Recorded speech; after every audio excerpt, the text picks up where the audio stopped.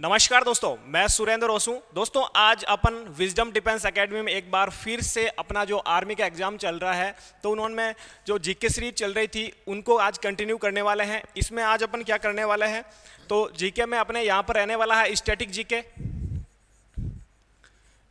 GK रखा है, current affairs रखा है और हिस्ट्री और ज्योग्राफी के कुछ प्रश्न रखे हैं। इंडियन हिस्ट्री और जियोग्राफी के प्रश्न रखे हैं। तो इनके जो प्रश्न टोटली रखे हैं अपने सीरीज है आज की दूसरी, तो पूरा वीडियो जरूर देखें और अपने जो भी दोस्त हैं जिनका एग्जाम आगे होने वाला है उनके साथ शेयर जरूर करें। पहले प्रश्न पर चलते हैं। पहला प्रश्न आपके सामने है। पहला प्रश्न पूछ रहा है, करंट अफेयर्स का है, युद्धाभ्यास का है। पूछा गया प्रश्न है वरुण युद्धाभ्यास 2023 भारत और किस देश की नौसेना के बीच आयोजित हुआ। ऑप्शन आपके सामने दे रखा है। पहला है जापान, अमेरिका, फ्रांस और रूस। वरुण की बात की जा रही है दोस्तों। वरुण युद्धाभ्यास भारत और फ्रांस की नौसेना के मध्य होने वाला युद्धाभ्यास है। और ये एक इसी के साथ आपको और याद रखना है, वरुण के साथ मैंने बताया था एक फ्रिंजेक्स, ये भी पूछा गया प्रश्न है, एक शिफ्ट में पूछा गया। फ्रिंजेक्स भी भारत और फ्रांस की सेना के मध्य का युद्धाभ्यास है। अगला यदि बात करें जापान, तो जापान की सेना के मध्य, जापान और भारत की सेना के मध्य कौन सा युद्धाभ्यास हुआ, मैंने कल की क्लास करंट अफेयर्स में बताया था, तो वो याद रखना। आप एक ट्रिक से बताया मैंने कि पान अपन मिक्स करके खाते हैं तो जीमैक्स युद्धाभ्यास किन किन देशों के बीच, जापान और भारत के बीच। अमेरिका का मैंने बताया था वज्र प्रहार, फ्रांस का हो गया। ठीक है, तो इस प्रश्न का सही उत्तर हो जाएगा आपका, वरुण का पूछा है तो वरुण इसका सही उत्तर हो जाएगा option C correct answer. Next प्रश्न पर चलते हैं। दूसरा प्रश्न पूछा है, ट्रॉफी से संबंधित है। संतोष ट्रॉफी की बात की जा रही है और संतोष ट्रॉफी का संबंध किस खेल से है। ऑप्शन आपके सामने दे रखा है। पहला है हॉकी, दूसरा क्रिकेट, बैडमिंटन और फुटबॉल। संतोष ट्रॉफी के साथ साथ आपको दोस्तों 4-5 और ट्रॉफी बता देता हूं जो फुटबॉल से संबंधित है, यानी कि इसका सही उत्तर हो जाएगा फुटबॉल। संतोष किस खेल से संबंधित है, फुटबॉल से। अब संतोष के साथ साथ आपको याद रखना है, एक मर्डेका कप, दूसरा हो गया आपका संतोष ट्रॉफी, तीसरा याद रखना आशुतोष ट्रॉफी,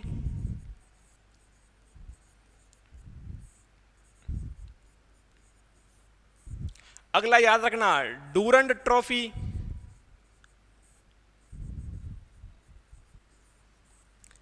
मर्डेका, संतोष, आशुतोष, डूरंड और आपका जो है संतोष, ये हो गए फुटबॉल से संबंधित। तो इसका सही उत्तर हो जाएगा ऑप्शन डी। ये आपको एक्स्ट्रा याद रखना है। इसी के साथ आपको इनके जो भी हॉकी, क्रिकेट और बैडमिंटन खेल से संबंधित जो ट्रॉफियां हैं उनको भी आपको याद करना होगा, क्योंकि किसी भी शिफ्ट में अलग अलग खेल से संबंधित पूछा जा सकता है। बैडमिंटन की मैं आपको बता देता हूं एक ट्रिक। एक तो याद रखना इनके कौन सी 3 ट्रॉफी है मुख्य रूप से बैडमिंटन की, याद रखना एक तो नारंग कप,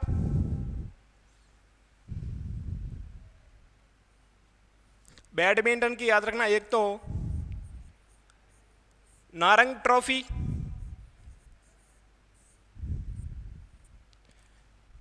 एक चड्डा ट्रॉफी, एक अमर्त दीवाने ट्रॉफी। तो ये मुख्य रूप से 3 है बैडमिंटन की ट्रॉफियां, याद रखना आपको। ठीक है, तीनों। तीसरा इसका सही उत्तर हो जाएगा आपका ऑप्शन डी फुटबॉल। तीसरे प्रश्न पर चलते हैं। तीसरा प्रश्न पूछ रहा है, दूसरा गोलमेज सम्मेलन कब हुआ। इनसे रिलेटेड प्रश्न पूछा गया एक शिफ्ट में। अब मैं आपको तीनों गोलमेज सम्मेलन की बात के बारे में बता देता हूं। इस यहां पर पूछा है दूसरा गोलमेज सम्मेलन कब हुआ, तो टोटली 3 गोलमेज सम्मेलन हुए, फर्स्ट, सेकंड और थर्ड। पहला कब हुआ 1930, 1931 और 1932। ठीक है, ये तीनों आपको याद रखने हैं। फर्स्ट 1930, दूसरा 31 और 32। यहां पर पूछा है दूसरा गोलमेज सम्मेलन, तो ये 1931। अब महात्मा, एक ऐसे प्रश्न पूछ लिया जाता है कि महात्मा गांधी ने किस गोलमेज सम्मेलन में भाग लिया। इस प्रकार से प्रश्न पूछा जा सकता है, महात्मा गांधी ने इन तीनों में से किस गोलमेज सम्मेलन में भाग लिया। ठीक है, तो इसका सही उत्तर हो जाएगा आपका दूसरे वाला गोलमेज सम्मेलन में महात्मा गांधी ने भाग लिया। एकमात्र भारतीय जिन्होंने तीनों गोलमेज सम्मेलन में भाग लिया, तो इसका सही उत्तर हो जाएगा डॉक्टर भीमराव अंबेडकर। ठीक है, तो इसका सही उत्तर हो जाएगा दूसरा गोलमेज सम्मेलन कब हुआ, 1931। इसका सही उत्तर हो जाएगा ऑप्शन सी। चौथे प्रश्न पर चलते हैं। चौथा प्रश्न है, महाराष्ट्र के वर्तमान राज्यपाल कौन है। दोस्तों, राज्यपाल और मुख्यमंत्री से रिलेटेड प्रश्न पूछे जा रहे हैं। यहां पर पूछा है महाराष्ट्र के वर्तमान राज्यपाल कौन है। ऑप्शन आपके सामने दे रखे हैं। पहला है भगत सिंह कोश्यारी, दूसरा थावरचंद गहलोत, तीसरा आरिफ मोहम्मद खान और डी है रमेश बैस। तो महाराष्ट्र के राज्यपाल, इसका सही उत्तर हो जाएगा ऑप्शन डी रमेश बैस। थावरचंद गहलोत है जो कर्नाटक के राज्यपाल है। आरिफ मोहम्मद खान है जो केरल के राज्यपाल है। ये आपको याद रखना है। ठीक है, तो महाराष्ट्र के वर्तमान राज्यपाल कौन है, रमेश बैस। नेक्स्ट प्रश्न, अगला प्रश्न है, निम्न में से रक्त का शुद्धिकरण करता है। रक्त का शुद्धिकरण कहां पर होता है, रक्त का शुद्धिकरण करने में कौन सहायक है। पहला है यकृत, यकृत यानी कि लीवर, दूसरा है वृक्क, किडनी, गुर्दा। ठीक है, अगला है आरबीसी और हृदय। तो इसका सही उत्तर हो जाएगा, पांचवें प्रश्न का सही उत्तर हो जाएगा ऑप्शन बी, वृक्क है जो रक्त के शुद्धिकरण में सहायक है। ठीक है, अब यदि बात करें मैं आरबीसी की, तो आरबीसी का मैंने बताया एक प्रश्न पूछा गया, इसका कार्यकाल कितने दिन का, तो 120 दिन का। आरबीसी का कार्य क्या है, तो शरीर के अन्य भागों तक O2 को पहुंचाना और CO2 को वापस लाना, CO2 को वापस लाना, ये आरबीसी का कार्य हो जाएगा। हृदय का अन्य भागों तक रक्त को पहुंचाना। ठीक है, तो पांचवें का उत्तर हो जाएगा सही आपका ऑप्शन बी, वृक्क। नेक्स्ट प्रश्न पूछ रहा है, राजाजी राष्ट्रीय उद्यान किस राज्य में स्थित है। जो भी स्टेट से रिलेटेड राष्ट्रीय उद्यान है उनकी लिस्ट को आपको एक बार पढ़ के जाना है, एक दो बार रिवाइज करके जाना है। यहां पर पूछा है राजाजी राष्ट्रीय उद्यान किस राज्य में स्थित है। ऑप्शन आपके सामने दे रखा है। दोस्तों, हरियाणा की बात करें तो एक हरियाणा पर मूवी आई थी सुल्तान, तो उससे याद रखना आपको सुल्तान राष्ट्रीय उद्यान, सुल्तानपुर राष्ट्रीय उद्यान, ये हरियाणा का है। ठीक है, याद रखना आपको। जम्मू कश्मीर का याद रखना दाचीगाम, दाचीगाम राष्ट्रीय उद्यान। अगला है राजाजी राष्ट्रीय उद्यान किस राज्य में, तो इसका सही उत्तर हो जाएगा आपका ऑप्शन ए, उत्तराखंड। ठीक है, नेक्स्ट प्रश्न,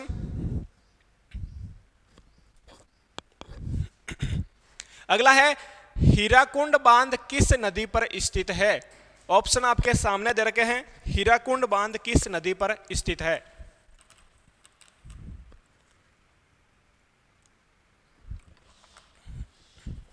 पहला है सतलज, दूसरा है झेलम नदी, तीसरा महानदी, चौथा है भागीरथी नदी। तो दोस्तों, हीराकुंड बांध है जो किस नदी पर है, इसका सही उत्तर हो जाएगा ऑप्शन सी, महानदी। अब यदि भाई बात करें सतलज नदी की, तो यहां पर तल है, तो तल पर क्या रहता है, जैसे मैं यहां पर तल है, तल पर मैं खड़ा हुआ हूं, तल पर मैं खड़ा हूं, खड़ा से याद रखना भाखड़ा। तल पर सतलज पर कौन सा बांध है, भाखड़ा, भाखड़ा नागल। दूसरा है झेलम नदी, झेलम नदी, और अगला है सी महानदी। तो महानदी पर है जो अपना हीराकुंड बांध है। भागीरथी नदी पर टिहरी बांध, याद रखना।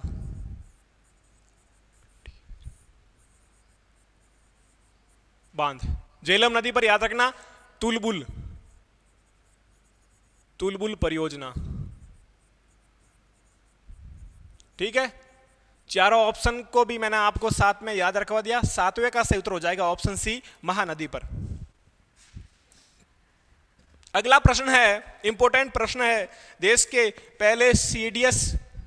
पहले सीडीएस की नियुक्ति कब की गई? सीडीएस बोले तो chief of defence staff,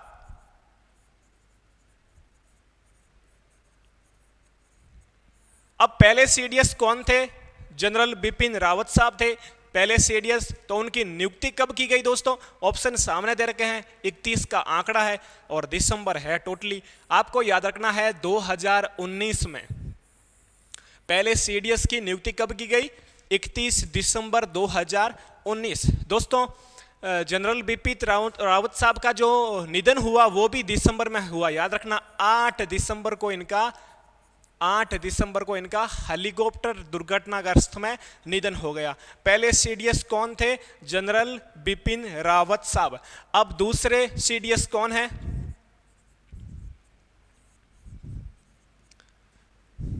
lieutenant general Anil Chauhan. दूसरे सीडीएस कौन है पूछा जा सकता है आपका प्रश्न, तो लेफ्टिनेंट जनरल अनिल चौहान दूसरे सीडीएस। पहले सीडीएस कौन से? जनरल बिपिन रावत। प्रश्न 9वां प्रश्न पूछ रहा है, टमाटर में कौन सा अम्ल पाया जाता है? इंपॉर्टेंट प्रश्न है, आज की शिफ्ट में एक पूछा गया प्रश्न है। आज शिफ्ट में पूछा टमाटर का, लेकिन मैं इन ऑप्शन का तीन ऑप्शन जो बाकी है इनका मैं बता दूंगा कौन से जो है पदार्थ में ये पाया जाता है, कौन से प्रोडक्ट में। ठीक है, तो टमाटर का पूछा है, तो टमाटर में कौन सा अम्ल है? आप सब जानते हैं कौन सा? ऑक्जेलिक अम्ल। अब बात करूं फॉर्मिक अम्ल, फॉर्मिक अम्ल चींटी के डंक में। अगला है टार्ट्रिक अम्ल। देखो टार से आपको याद रखना है टार से याद रखना आपको लार। और कौन से फ्रूट को देखकर अपने मुंह में लार आ जाती है? तो कौन सा फ्रूट? इमली को देखते ही मुंह में लार। और अंगूर, इनमें कौन सा अम्ल पाया जाएगा? टार्ट्रिक अम्ल। अगला ऑक्जेलिक अम्ल, तो इसका है ही आंसर टमाटर का। अगला है लैक्टिक अम्ल, तो लैक्टिक अम्ल पाया जाता है दूध व दही में। ठीक है, तो इसका सही उत्तर हो जाएगा आपका ऑप्शन सी, ऑक्जेलिक अम्ल। अगले 10वें प्रश्न पर चलते हैं। 10वां प्रश्न है, कनेरी की गुफाएं कहां पर स्थित है? दोस्तों पर्यटन स्थल से रिलेटेड प्रश्न है, कनेरी की गुफाएं कहां पर स्थित है? ऑप्शन सामने दे रखे हैं, अनुमान लगाइए कौन सा सही हो सकता है। दोस्तों राजस्थान पर्यटन स्थल से प्रश्न पूछे गए थे। कौन कौन से? कुंभलगढ़ का पूछा कि भाई कुंभलगढ़ का दुर्ग किस स्टेट में स्थित है, और जो चित्तौड़गढ़ का, कुंभलगढ़ का, आपको राजसमंद, जो भी रणथंबोर है, उन सब को आपको याद ही है राजस्थान के कौन कौन से पर्यटन यानी कि जो दुर्ग है इनसे प्रश्न पूछा जा रहा था। तो दूसरा किले के बारे में आपको पूछ सकता है।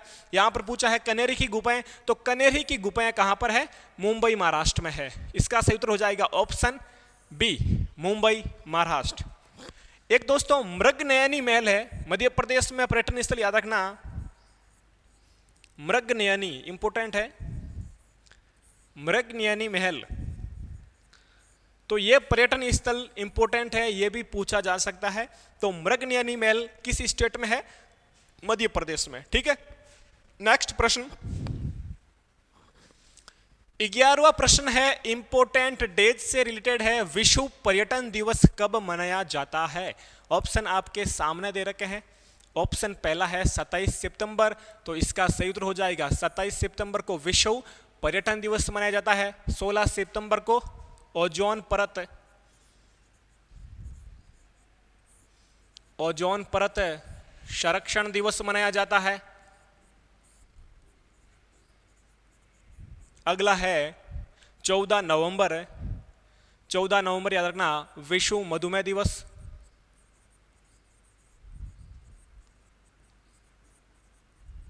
ठीक है, ये आपको याद रखना है। इसका सही उत्तर हो जाएगा ऑप्शन ए 27 सितंबर विश्व पर्यटन दिवस। Next slide. अगला पूछा है जबलपुर शहर किस नदी के किनारे बसा हुआ है? नदियों के किनारे स्थित शहर। ठीक है, तो इसका पूछा है जबलपुर का। जबलपुर दिमाग में आता ही हमारे आता है कि भाई जलेबी। तो जलेबी कैसी होती है खाने में? नरम होती है। तो नरम से याद रखना आपको किस नदी के किनारे बसा हुआ है। तो नरम से याद रखना आपको नर्मदा नदी। नर्मदा नदी ऑप्शन में है नहीं, लेकिन जो है टाइपिंग मिस्टेक हो गया, कोई बात नहीं। तो इसका सही उत्तर हो जाएगा नर्मदा नदी। पीछे बचा है हुगली नदी। हुगली नदी पर कौन सा शहर? कोलकाता। अगला है गोमती। गोमती के पास है लखनऊ। अगला सरयू। अब देखो भाई सर से क्या करते हैं अपन? सर है मेरा, सर से मैं दिमाग लगाता हूं। दिमाग यानी कि ध्यान लगाता हूं। तो इसका सही उत्तर हो जाएगा अयोध्या। अयोध्या। ध्यान लगाता हूं किससे? सर से। तो सरयू नदी के किनारे अयोध्या। अगला है शिप्रा नदी। शिप्रा नदी के किनारे कौन सा शहर बसा हुआ है? इसका उत्तर आपको कमेंट बॉक्स में लिखकर जरूर देना है। शिप्रा नदी के किनारे कौन सा शहर बसा हुआ है? ठीक है। 13वां प्रश्न। 13वां है चेरी ब्लॉसम महोत्सव किस राज्य का है? दोस्तों यहां पर ऑप्शन दे रखे हैं दो, पहला और दूसरा। इसका मैं बता देता हूं, इंपॉर्टेंट है। सिक्किम का है एक लोशांग महोत्सव, लोशांग, और इसका है लोशर, लोशार। देखो शांग पीछे यदि घ आए तो समझ लेना सिक्किम का है, और यदि लास्ट में र आए तो समझ लेना लद्दाख का है। तो सिक्किम का लोशांग महोत्सव, लद्दाख का लोशर। अब चेरी ब्लॉसम महोत्सव है दोस्तों मेघालय। इसमें भी यहां पर थोड़ा ऑप्शन में, तो मेघालय शिलांग का है चेरी ब्लॉसम, मेघालय का। ठीक है, इसका सही उत्तर हो जाएगा शिलांग मेघालय। सिक्किम का लोशांग और लद्दाख का लोशार महोत्सव। नेक्स्ट प्रश्न। लवलीना बोर्गोहेन का संबंध किस खेल से है? कौन सा व्यक्ति किस खेल से संबंधित है? इस प्रकार के बहुत से प्रश्न पूछे गए, आगे भी शिफ्ट में पूछा जा सकता है। यहां पर पूछा लवलीना बोर्गोहेन का संबंध किस खेल से है? ऑप्शन आपके सामने है। पहला ऑप्शन है निशानेबाज, दूसरा भाला फेंक, तीसरा तलवारबाज, गुट्ठेबाजी, और अगला है मुक्केबाजी। तो दोस्तों लवलीना बोर्गोहेन का संबंध आप जानते हैं किससे है? मुक्केबाजी से है। तो इसका सही उत्तर हो जाएगा ऑप्शन डी। निशानेबाज में कौन है भाई? मन्नू भाकर। भाला फेंक में, भाला फेंक में कौन? और तलवारबाज में भवानी देवी।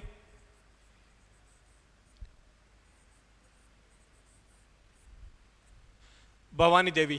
ठीक है, तो इसका सही उत्तर हो जाएगा लवलीना बोर्गोहेन का संबंध किससे है? ऑप्शन डी हो जाएगा इसका, मुक्केबाजी से है। ठीक है, मुक्केबाजी से। अगला प्रश्न है 15वां। आग का आविष्कार, इंपॉर्टेंट प्रश्न है। आग का आविष्कार किस काल में हुआ? आग का आविष्कार, पहिए का आविष्कार। तो इस प्रकार के प्रश्न में आपको यहां पर आपका कंफ्यूज दूर कर देता हूं। आग का आविष्कार कब हुआ, किस काल में हुआ, और पहिए का आविष्कार किस काल में हुआ? तो आग का आविष्कार दोस्तों याद रखना पूरा पाषाण काल में हुआ आग का आविष्कार। मध्य पाषाण काल और एक है नव पाषाण काल। तो नव पाषाण काल में हुआ पहिए का आविष्कार।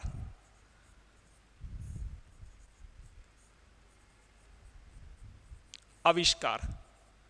ठीक है, यह याद रखना आप। 15वें का सही उत्तर हो जाएगा ऑप्शन ए, पूरा पाषाण काल। ठीक, नेक्स्ट प्रश्न।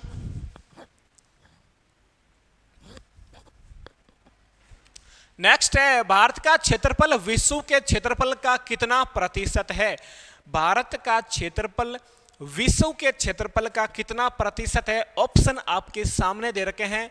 तो दोस्तों इसका सही उत्तर हो जाएगा ऑप्शन सी।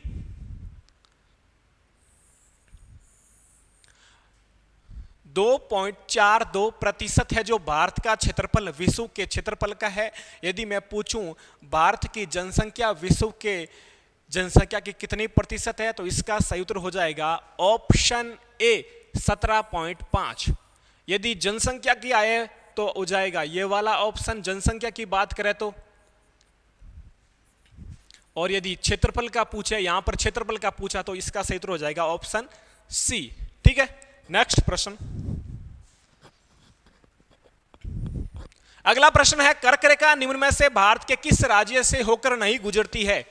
4 ऑप्शन दे रखे हैं। 3 ऐसे राज्य हैं जहां से कर्क रेखा गुजरती है, एक ऑप्शन है जहां से कर्क रेखा नहीं गुजरती है। तो ऑप्शन आपके सामने है, 4 दे रखे हैं। गुजरात से गुजरती है, असम से, अगला प्रश्न, अगला ऑप्शन है पश्चिम बंगाल, पश्चिम बंगाल से गुजरती है, झारखंड से भी गुजरती है। तो इसका सही उत्तर हो जाएगा ऑप्शन बी, असम से कर्क रेखा है जो नहीं गुजरती है। किस किस राज्य से गुजरती है? तो भारत के 8 राज्यों से गुजरती है। कौन कौन से राज्य है? आपको मैं एक ट्रिक बताता हूं, याद रखना। कर्क रेखा से रिलेटेड ट्रिक है छग्गू राम, छग्गू राम,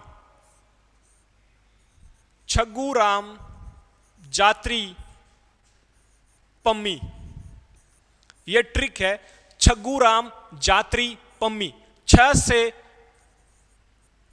छत्तीसगढ़, गु से गुजरात, रा से राजस्थान, मा से मध्य प्रदेश, जा से झारखंड, त्रि से त्रिपुरा, पास से पश्चिम बंगाल और मी से मिजोरम।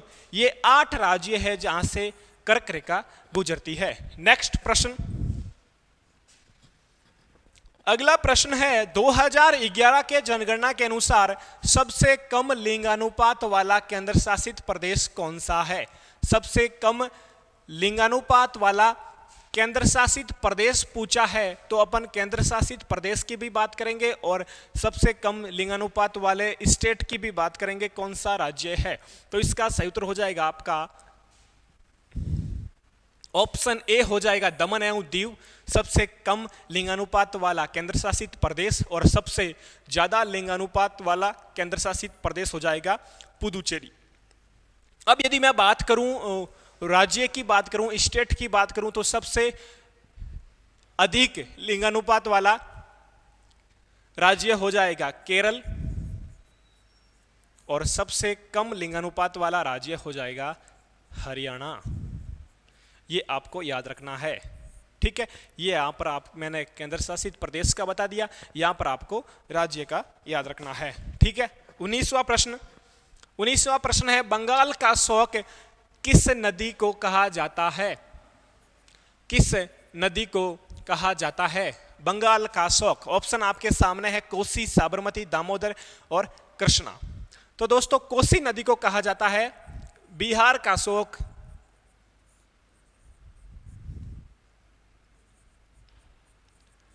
साबरमती छोड़ो, दामोदर नदी को कहा जाता है बंगाल का शौक, बंगाल का शौक। तो इसका सही उत्तर हो जाएगा 1900 का ऑप्शन सी, दामोदर नदी।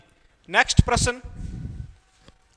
अगला प्रश्न है विश्व स्वास्थ्य संगठन WHO का मुख्यालय कहां पर स्थित है? WHO विश्व स्वास्थ्य संगठन की बात की जा रही है, इसका मुख्यालय कहां पर है? वाशिंगटन DC वर्ल्ड बैंक का मुख्यालय है, पेरिस फ्रांस यूनेस्को का मुख्यालय है, और जेनेवा याद रखना विश्व स्वास्थ्य संगठन का मुख्यालय है। तो 20 का उत्तर हो जाएगा ऑप्शन सी, जेनेवा। एक प्रश्न मैंने आपको बीच में पूछा था, आपको कमेंट बॉक्स में लिख कर देना उसका जवाब।